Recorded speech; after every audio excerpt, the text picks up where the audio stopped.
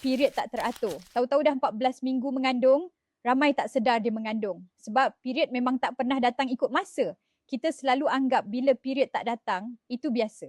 Tapi bagi wanita yang haid tak teratur, ini yang selalu berlaku. 1. Ovulasi berlaku secara tiba-tiba. Dalam bulan tu, walaupun haid tak datang, ovulasi boleh terjadi tanpa disedari. 2. Sperma hidup sampai 5 hari. Bila bersama masa subur tu, ada peluang besar untuk hamil. 3. Tiada morning sickness pun. Sebab tu ada kes bila dah masuk minggu ke-14, baru perasan perut makin keras dan baby dah gerak. Kalau haid tak teratur dan TTC, kena mula jaga hormon dari awal. Jangan tunggu haid elok dulu baru nak ikhtiar. Kadang bila hormon stabil, ovulasi makin cantik, peluang pun makin cerah. Minum FT setiap pagi sebelum sarapan bantu reset hormon dan stabilkan kitaran haid. Kaya D-chiroinositol dan prebiotik. Lengkap 24 vitamin dan mineral penting. Sesuai untuk wanita haid tak teratur dan TTC.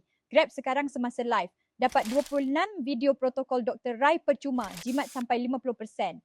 Komen nak kalau nak join next live.